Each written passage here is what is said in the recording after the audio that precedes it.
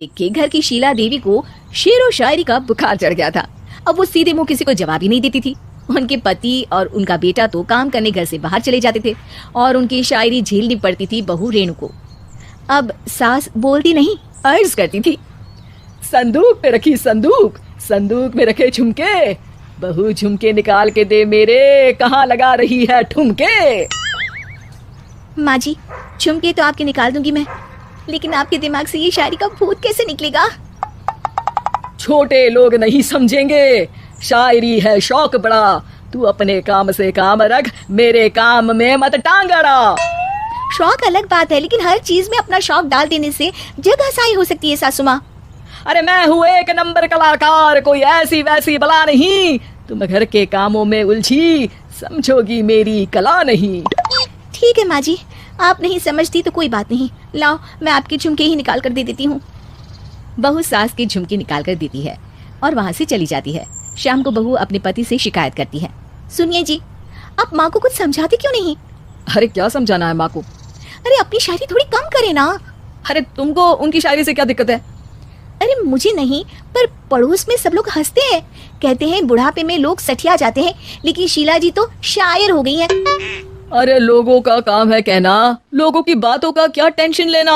अरे वाह, मैंने भी शेर कह दिया, वाह वाह वाह। देख लो, तुमसे किसी ने कहा नहीं और तुम्हारे सामने कोई माँ की बुराई नहीं करता तो तुमको फर्क नहीं पड़ रहा। अरे तुम खामखा की बात का बतंगड़ बना रही हो। चलो चाय बना कर ले आओ मेरे लिए, साथ पियेंगे, कोई ढंग की बातें करेंगे। रेणु चाय बनाने लगती है।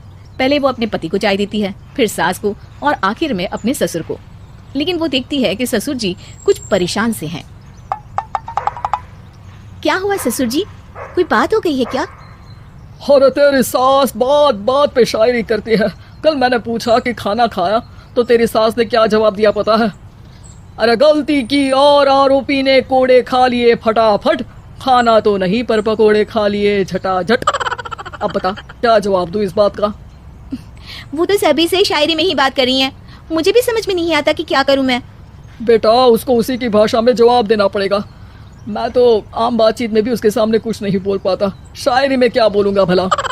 ससुर ने जैसे ही कहा कि उसको उसी की भाषा में जवाब देना पड़ेगा, बहू को ये बात जच गई। अगले ही दिन वो शायरी की कुछ किताबें लेकर आई और शायरी की प्रैक्टिस करने लगी ताकि सास को उन्हीं की भाषा में जवाब दे सके।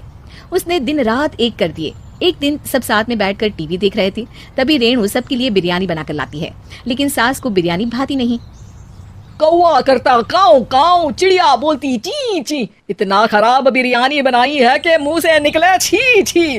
बस इसी मौके का तो बहू को इंतजार था, क्योंकि अब बहू सास को उसी की भाषा में जवाब देने के लिए तैयार थी। माँ जी, हमको अपनी ये बेकार शायरी ना सुनाइए, जैसी भी बनी है बिरयानी चुपचाप खाइए।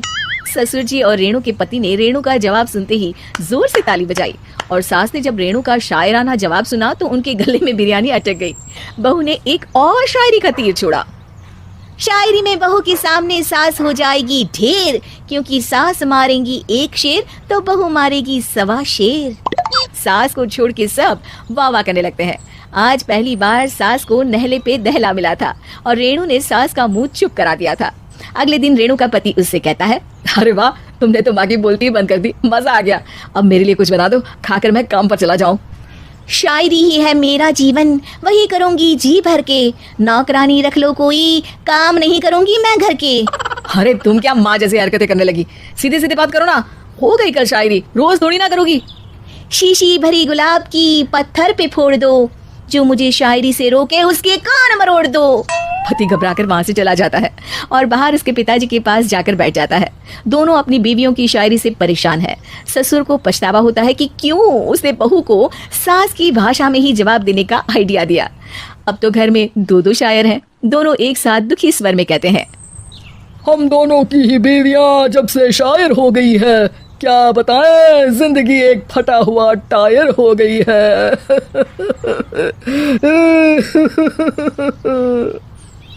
हम दोनों की ही बीवियां जब से शायर हो गई है, क्या बताएं जिंदगी एक फटा हुआ टायर हो गई है।